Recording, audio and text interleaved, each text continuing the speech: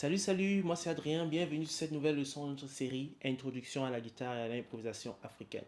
Ce que nous allons apprendre aujourd'hui, c'est ce qui constitue aussi la base de ce que chaque joueur de guitare doit pouvoir faire. Accorder sa guitare. Si vous jouez comme Jimi Hendrix ou bien comme Richard Bona et que votre guitare n'est pas accordée, ça va sonner au mieux un peu comme ceci.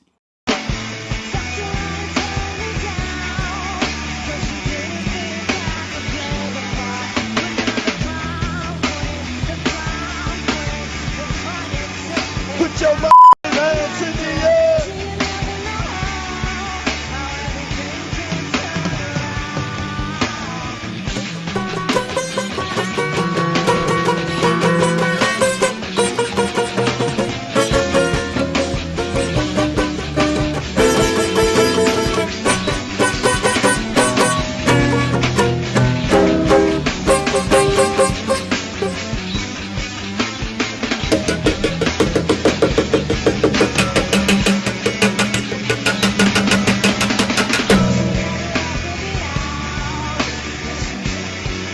Donc vous voyez que là, vaut mieux continuer à rapper ou bien faire dans le chant ou bien jouer à la flûte parce que là, il ne faut pas accorder du tout.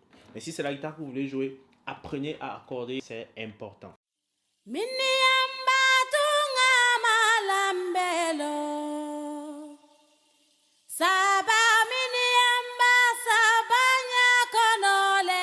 Il y a plusieurs formes d'accordage. Il y a l'accordage classique qui est la plus commune. 99,99% des guitares sont accordées sous cet accordage-là. Il y a un autre accordage qui est l'accordage ouvert. J'ai posté il y a de cela quelques mois une vidéo d'un chant que j'ai composé moi-même et là la guitare est accordée sur un accordage ouvert. Je vais mettre le lien encore en description, vous pouvez écouter et vous allez voir que la guitare sonne différemment et c'est justement ce que l'accordage ouvert nous permet de faire.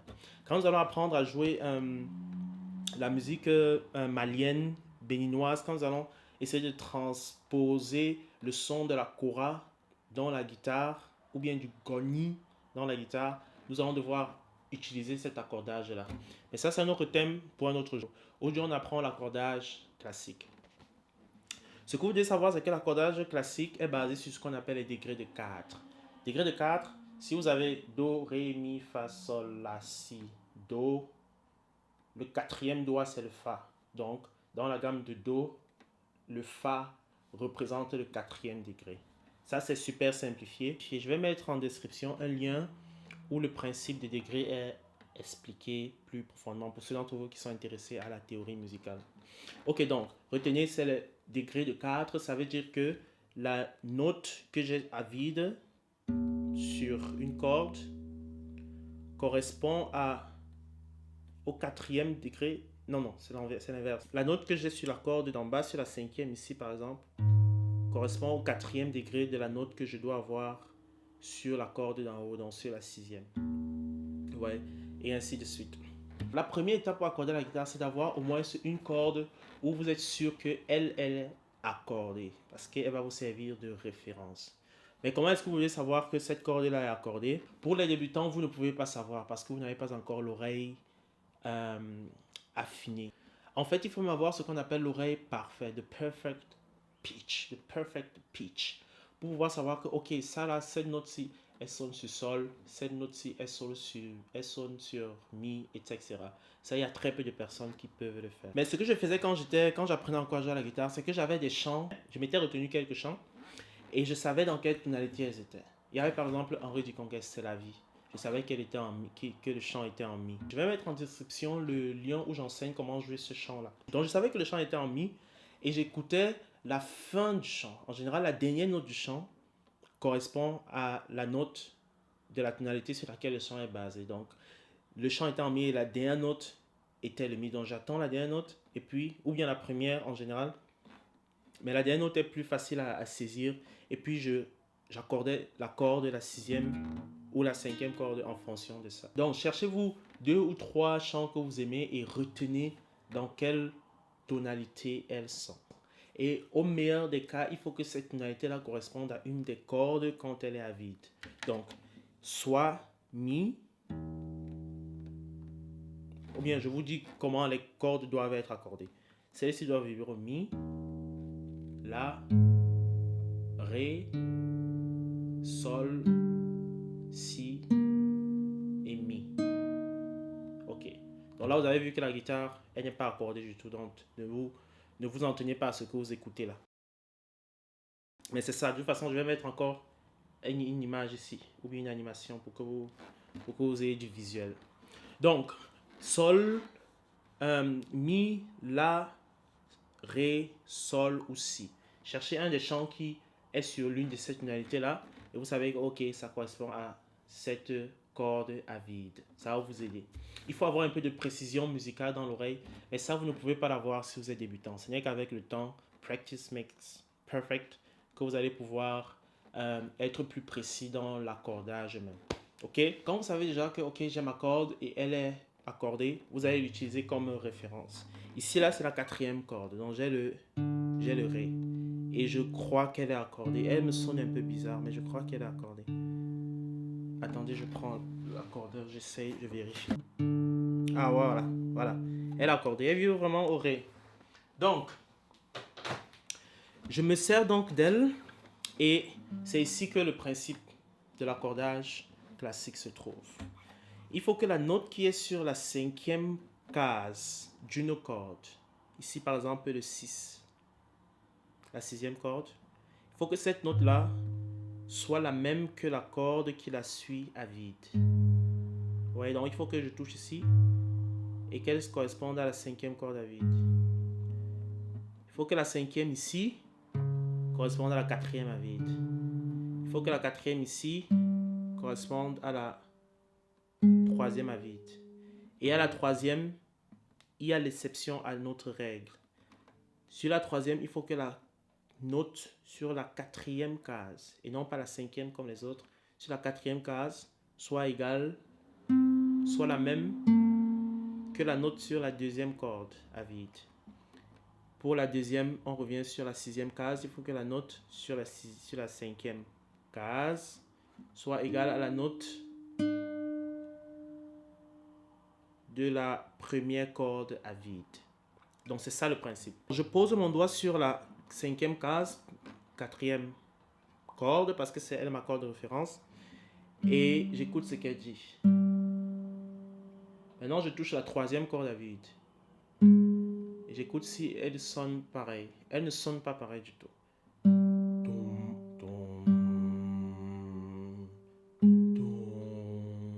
Donc la 3e est plus grave, est plus aiguë. Donc je dois desserrer la 3e. Voilà, elle fait ton. Ça ressemble un peu à la 4e. Elle est un peu trop serrée encore, je la desserre.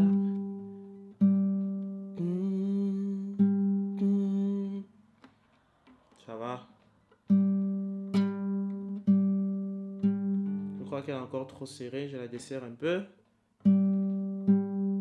Ah, voilà. Vous voyez que c'est un jeu de précision.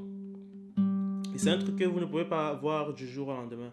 Certains réussissent à pouvoir le faire du jour au lendemain parce qu'ils ont une oreille plus affinée. Mais soyez patient avec vous-même, ça vient avec le temps.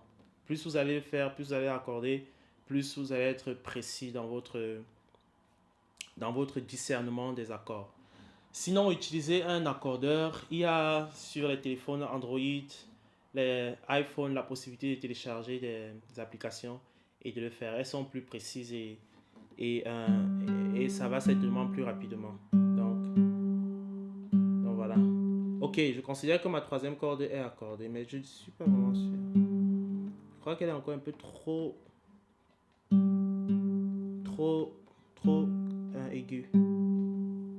Je la desserre un peu encore. Ah bon, je vais laisser comme ça.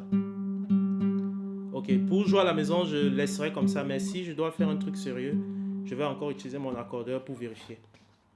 Donc, ok, la 3e corde est accordée. Maintenant, je vais accorder maintenant la 2e corde. Et je me sers de la 3e. Donc, je mets mon doigt sur la 4e case. On a dit que c'est ça l'exception ici. Pour les autres, c'est la 5e case. Je mets mon doigt sur la 4e case. J'écoute ce qu'elle dit. Ouais, c'est pas pareil. La deuxième corde est trop grave, donc je dois la serrer.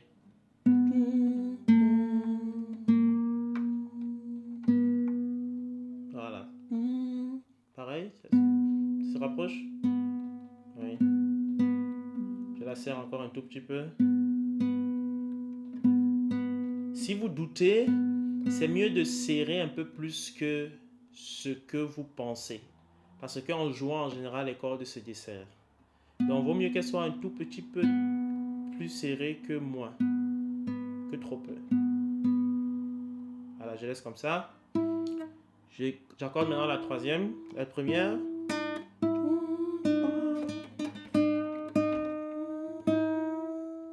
Voilà. Voilà. Ok, maintenant je vais accorder la cinquième.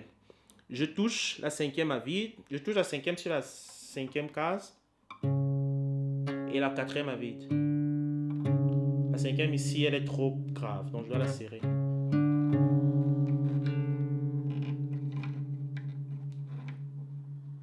Voilà, ça se rapproche un peu. Ok, donc pour que la vidéo ne soit pas longue, je vais arrêter comme ça.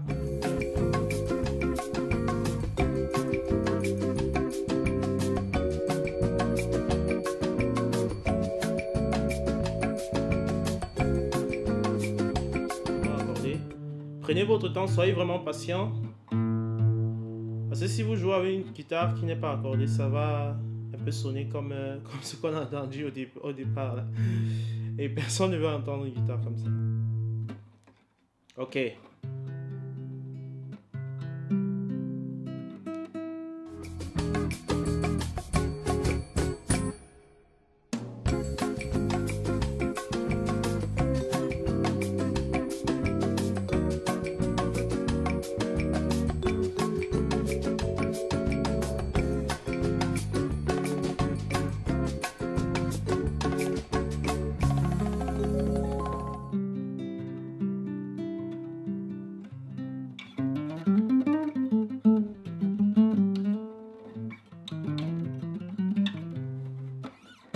Ok, donc voilà, je laisse comme ça.